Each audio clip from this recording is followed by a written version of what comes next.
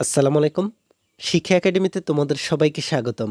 এই ভিডিওতে আমি তোমাদেরকে নবম ও দশম শ্রেণীর বিজ্ঞান বই থেকে দ্বিতীয় অধ্যায় জীবনের জন্য পানি এই অধ্যায়টির ৫৬ পৃষ্ঠায় থাকা সৃজনশীল প্রশ্ন ২ এর সমাধানকে তোমরা কিভাবে করতে পারো তা তোমাদেরকে দেখিয়ে দিব। আমি তোমাদেরকে আগের ভিডিওগুলোতে এই অধ্যায়ের বহুনির্বাচনী প্রশ্ন এবং সৃজনশীল প্রশ্ন ১ এর সমাধান কিভাবে করতে হয় তা দেখিয়ে দিয়েছি। তোমাদের যদি এই প্রশ্নগুলোর সমাধান প্রয়োজন হয় তাহলে আমাদের চ্যানেল থেকে প্লেলিস্টে ভিডিওগুলো পেয়ে যাবে, সেখান থেকে তোমরা ভিডিওগুলোকে দেখে নিতে পারো। চলো এখন আমি তোমাদেরকে দেখিয়ে দিচ্ছি তোমরা কিভাবে তোমাদের এই অধ্যায়ের সৃজনশীল প্রশ্ন ২ এর সমাধান করতে পারো। তোমরা দেখতে পাচ্ছ তোমাদেরকে এই ২ নম্বরের সৃজনশীল প্রশ্নের উদ্দীপকে বলা হয়েছে, জমিলা খাতুন বাড়ির পাশের পুকুরের ঘোলা পানিকে বিশেষ প্রক্রিয়ায় রান্নার উপযোগী করেন। অপরদিকে রতন সাহেব তার পানি বোতলজাতকরণ কারখানায় ও ঔষধ তৈরির কারখানায় পানিকে জীবাণুমুক্ত ও বিশুদ্ধ করে ব্যবহার করেন। এই উদ্দীপক অনুসারে তোমাদেরকে এখানে ক নম্বরের প্রশ্নে বলা হয়েছে পানির স্ফুটনাঙ্ক কাকে বলে। এরপর খ নম্বরের প্রশ্নে বলা হয়েছে জলজ উদ্ভিদ পানির স্রোতে ভেঙে যায় না কেন। এরপরে গ নম্বরের প্রশ্নে বলা হয়েছে জমিলা খাতুন পুকুরের পানিকে কিভাবে রান্নার উপযোগী করেন ব্যাখ্যা করো। এরপর ঘ নম্বরের প্রশ্নে বলা হয়েছে রতন সাহেব তার ২ কারখানার কাজে ব্যবহার করা পানি কি একইভাবে জীবাণুমুক্ত ও বিশুদ্ধ করেন, যুক্তিসহ মতামত দাও। তাহলে তোমরা কিভাবে এই ২ নম্বরের সৃজনশীল প্রশ্নের সমাধান করবে আমি তোমাদেরকে তা দেখিয়ে দিচ্ছি। তার আগে তোমরা যারা এখনও আমাদের চ্যানেলটিকে সাবস্ক্রাইব করনি তারা এখনই আমাদের চ্যানেলটিকে সাবস্ক্রাইব করে রাখো, আর যারা সাবস্ক্রাইব করেছো তাদেরকে অসংখ্য ধন্যবাদ। আমরা এখানে প্রথমে দেখে নিই এই ক নম্বরের প্রশ্নের উত্তরটিকে। ক নম্বরের প্রশ্নে বলা হয়েছে পানির স্ফুটনাঙ্ক কাকে বলে। চলো আমরা এই প্রশ্নের উত্তরটিকে দেখে নিই। তোমরা দেখতে পাচ্ছ এখানে ক নম্বরের প্রশ্নের উত্তরটি হচ্ছে নির্দিষ্ট বায়ুমণ্ডলের চাপে যে তাপমাত্রায় পানি বাষ্পে পরিণত হয় তাকে পানির স্ফুটনাঙ্ক বলে। তাহলে তোমরা দেখতে পাচ্ছ কিভাবে তোমরা ক নম্বরের প্রশ্নের উত্তরটি লিখবে। ক নম্বরের প্রশ্নের উত্তরটি হচ্ছে নির্দিষ্ট বায়ুমণ্ডলীয় চাপে যে তাপমাত্রায় পানি বাষ্পে পরিণত হয় তাকে পানির স্ফুটনাঙ্ক বলে। এরপর খ নম্বরের প্রশ্নে বলা হয়েছে জলজ উদ্ভিদ পানির স্রোতে ভেঙে যায় না কেন।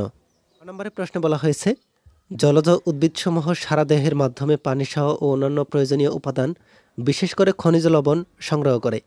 এভাবে জলজ উদ্ভিদের সমগ্র দেহ পানির সংস্পর্শে থাকায় কাণ্ড এবং অন্যান্য অঙ্গ প্রত্যঙ্গ খুব নরম হয়, যা পানি স্রোত ও জলজ প্রাণীর চলাচলের সঙ্গে মানানসই। আর এই কারণে জলজ উদ্ভিদ পানির স্রোতে ভেঙে যায় না। তাহলে তোমরা দেখতে পাচ্ছ তোমাদেরকে ক নম্বর ও খ নম্বরের প্রশ্নের যে উত্তরগুলো দেওয়া হয়েছে এই উত্তরগুলো তোমাদের বইয়ের লেখাগুলো থেকে উত্তর করা হয়েছে। তোমাদেরকে অবশ্যই এই উত্তরগুলোকে মুখস্থ রাখতে হবে। এরপর গ নম্বরের প্রশ্নে বলা হয়েছে জমিলা খাতুন পুকুরের পানিকে কিভাবে রান্নার উপযোগী করেন ব্যাখ্যা করো। গ নম্বরের প্রশ্নের উত্তরটিতে জমিলা খাতুন পুকুরের পানিকে পরিস্রাবণ ও স্ফুটন প্রক্রিয়ায় রান্নার উপযোগী করেন। পরিস্রাবণ হলো তরল ও কঠিন পদার্থের মিশ্রণ হতে কঠিন পদার্থকে আলাদা করার একটি প্রক্রিয়া।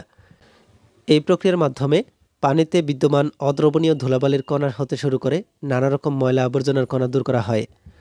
এক্ষেত্রে তিনি বালির স্তর বা ক্ষুদ্রভাবে তৈরি কাপড়ের মধ্য দিয়ে পানিকে প্রবাহিত করে। এতে করে পানিতে অদ্রবণীয় ময়লার কণাগুলো বালির স্তরে আটকে যায়।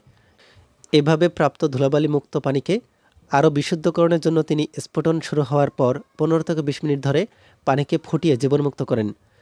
এভাবে জমিলা খাতুন পুকুরের পানিকে রান্নার জন্য উপযোগী করেন। এরপর ঘ নম্বরের প্রশ্নে বলা হয়েছে রতন সাহেব তার ২ কারখানার কাজে ব্যবহার করা পানি কি একইভাবে জীবাণুমুক্ত ও বিশুদ্ধ করেন, যুক্তিসহ মতামত দাও।